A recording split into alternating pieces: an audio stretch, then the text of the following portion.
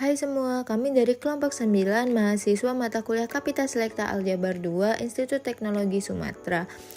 Program studi matematika ingin mempresentasikan hasil diskusi kami mengenai implementasi matriks untuk mengetahui pola pewarisan bisu tuli secara genetik. Belum masuk ke materi, ada baiknya kita berkenalan dulu pada anggota kelompok kami. Yang pertama ada Maulia Widiasti dengan NIM 121160013. Yang kedua ada Vivi Octavia Rizky Fauzi dengan NIM 121160062. Dan ketiga ada Anissa Siva Azahra dengan NIM 121160098. Latar belakang adanya penelitian ini. Pertama ada genetik. Genetik merupakan unsur dasar yang membentuk makhluk hidup, di mana setiap individu memiliki ciri khas genetik yang berbeda. Sifat-sifat genetika dapat diwariskan dari satu generasi ke generasi berikutnya, termasuk gangguan genetik seperti tuli dan bisu. Oleh sebab itu, salah satu contoh pewarisan genetika kompleks adalah tuli dan bisu disebabkan oleh variasi gen alel yang diturunkan dari orang tua. Kelainan ini dapat menurunkan kualitas hidup dan dalam kasus parah menyebabkan kebutaan, depresi, atau kematian. Oleh sebab itu, dilakukan penelitian untuk tujuannya adalah menganalisis penerapan teori matriks dengan memahami pola pewarisan genetik tuli dan bisu dalam konteks Kapita Selekta Aljabar 2.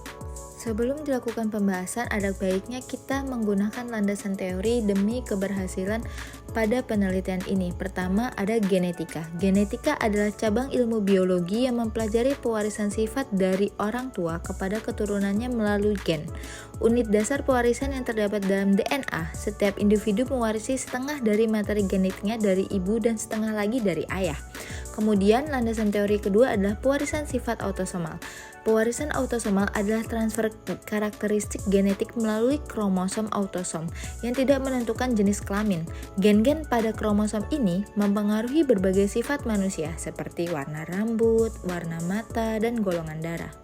Landasan teori yang ketiga adalah bisu dan tuli. Bisu adalah gangguan berbicara secara verbal yang dialami seseorang karena adanya gangguan fungsi pada alat berbicara seperti pada lidah, pita suara, paru-paru, dan sebagainya.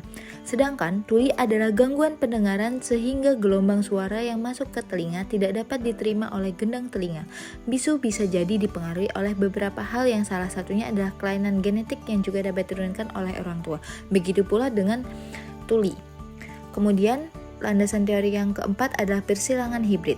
Persilangan hibrid adalah pencampuran dua individu dengan sifat genetik berbeda. Terdapat dua jenis monohibrid melibatkan satu sifat dalam hukum Mendel 1 dan dihibrid melibatkan dua sifat beda yang dibahas dalam hukum 2 Mendel.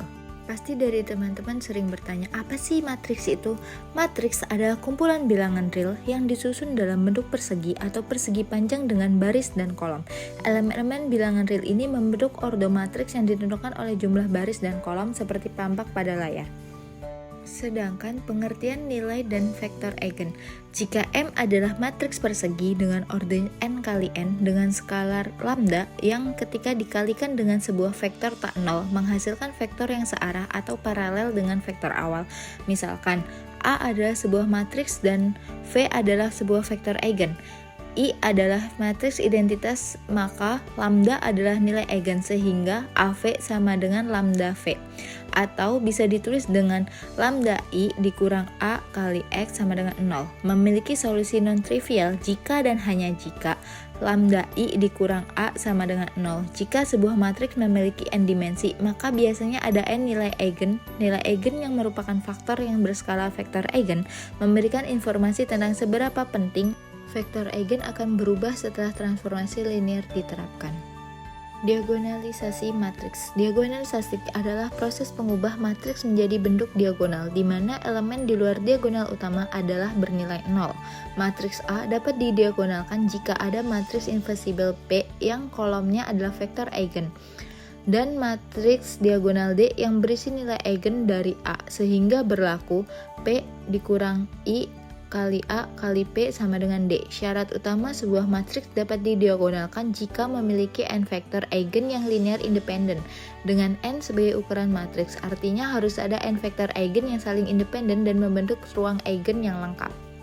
Pada penelitian ini ada 3 metode penelitian yang kami gunakan. Pertama, ada metode studi literatur, digunakan untuk mencari referensi dan landasan teori yang relevan dengan topik makalah ini, guna memperkuat validalitas dan keakuratan informasi numerik yang diperoleh selama penelitian. Kedua, ada penelitian kuantitatif, menggunakan pendekatan yang menghubungkan teori yang ada dengan data numerik yang relevan dan topik yang diteliti, dengan tujuan untuk menguji apakah informasi numerik tersebut dapat memperjelas atau menggambarkan topik yang dibahas. Dan ketiga adalah penelitian deskriptif. Studi kasus bertujuan untuk menggambarkan secara mendalam dan menyeluruh objek atau subjek yang diteliti, berupa kejadian atau peristiwa tertentu yang akan diteliti. Penentuan distribusi penyakit dari pewarisan penyakit. Ciri-ciri pewarisan penyakit yang akan ditinjau dengan 2 kromosom yang akan dengan huruf AA-BB besar sebagai individu dengan genetik normal dan AA-BB kecil sebagai individu dengan genetik bisu dan tuli. Untuk mempelajari materi ini lebih lanjut, silakan pause video ini untuk mempelajari materi yang akan kita bahas di bagian pembahasan nantinya. Adapun langkah-langkah yang kami gunakan untuk mengaplikasikan diagonalisasi matriks pada genotip pewarisan penyakit buta dan tuli seperti tampak pada layar. Silakan pause video ini lagi ya teman-teman. Setelah dilakukan penelitian, didapatkan peluang genotip dari persilangan atau perkawinan silang individu normal AA-BB dengan seluruh kemungkinan genotip yang ada didapatkan sebagai tampak pada layar. Sedangkan untuk menghitung probabilitas gen yang dimiliki satu individu, maka dapat dibuat sebagai SN seperti tampak pada layar ya teman-teman. Silakan pause videonya kembali. Kemudian dari individu yang bergenotip AA-BB besar, AA-BB kecil, dan A besar, A kecil, BB kecil-kecil, A besar, A kecil, BB besar, dan sebagainya, didapatkan perhitungan atau kemungkinan genotip seperti pada tampak layar. Kemudian dapat ditulis bersamaan di atas dalam notasi matriks sebagai tampak pada layar di sebelah kanan ya teman-teman. Silakan pause videonya kembali untuk mempelajari materi ini. Setelah dilakukan perhitungan tadi, dilakukan diagonalisasi dari matriks A dengan mencari nilai eigen dengan rumus awal adalah lambda I dikurang A sama dengan 0 dan perhitungannya tampak pada layar. Di mana didapatkan lambda 1 sama dengan 1, lambda 2 dan lambda 4 sama dengan setengah, lambda 5 sama dengan 1/4, dan lambda 3, 6, 7, 8, dan 9 itu hasilnya adalah 0. Kemudian sistem persamaan yang sesuai dituliskan sebagai tampak pada layar kanan. Silakan pause videonya kembali ya. Dari sistem persamaan yang tadi didapatkan ruang basis seperti tampak pada layar sebelah kiri, yang kemudian didapatkan ruang basis nilai lambda 1 sama dengan 1, lambda kedua adalah setengah, lambda ketiga setengah, dan sebagainya tampak pada layar kanan dan kiri. Silakan pause videonya kembali untuk memahami materi ini lebih lanjut ya teman-teman. Nah, di perhitungan tadi terdapat 9 vektor basis secara keseluruhan sehingga matriks A dapat didiagonalisasikan seperti tampak pada layar atau dalam bentuk matriks P. Kemudian matriks P ini digunakan sistem mereduksi sistemnya sebagai sistem identitas seperti pada layar. Kemudian terbukti bahwa matriks P dapat dibalik sedemikian rupa sehingga P inverse AP adalah sebuah matriks diagonal seperti tampak pada layar sebelah kanan. Silakan pause videonya kembali sehingga didapatkan persamaan baru yaitu AN sama dengan P inverse D pangkat N kali P seperti tampak pada layar sebelah kanan. Silakan pause videonya kembali ya teman-teman. Kemudian dilakukan perhitungan lanjutan seperti tampak pada layar sebelah kiri, yang kemudian didapatkan persamaan eksplisit untuk fraksi-fraksi dari ke-9 genotip pada generasi ke-N yang ditinjau dari fraksi-fraksi genotip awal. Karena setengah kali N cenderung mendekati 0 untuk N menuju tak hingga N menuju tak hingga, maka diperoleh limit persamaan sebagai tampak pada layar sebelah kanan bawah. Silakan di pause videonya kembali untuk memperhatikan nilai limit yang ada. Nah, dari limit tersebut diperoleh peluang genotip untuk N menuju tak hingga yaitu AN sama dengan A0 dikurang B0 ditambah C0 dikurang D0 ditambah E0 ditambah G0 dikurang I0. Kemudian untuk nilai BN sama dengan CN, sama dengan DN, sama dengan EN, sama dengan FN, sama dengan GN, sama dengan HN, sama dengan IN, sama dengan 0. Hasil penelitian ini menunjukkan bahwa dari 9 tabel persilangan tersebut, beberapa persilangan induk menghasilkan 2 bentuk persamaan dengan peluang keturunan yang sama. Persamaan ini digunakan untuk menghitung peluang generasi KN dalam kasus genetika, khususnya terkait penyakit bisu tuli melalui perkawinan silang terkontrol.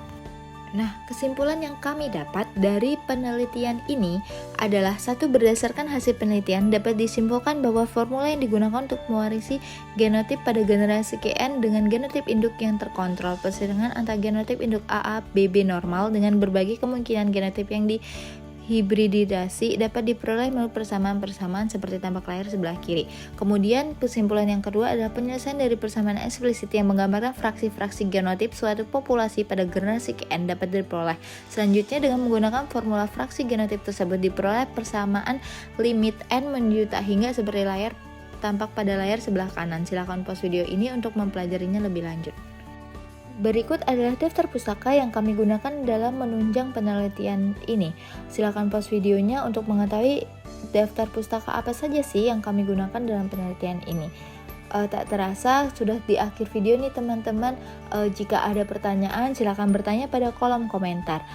Sebelumnya terima kasih atas perhatiannya. Kami pamit undur diri. Wassalamualaikum warahmatullahi wabarakatuh. Bye bye.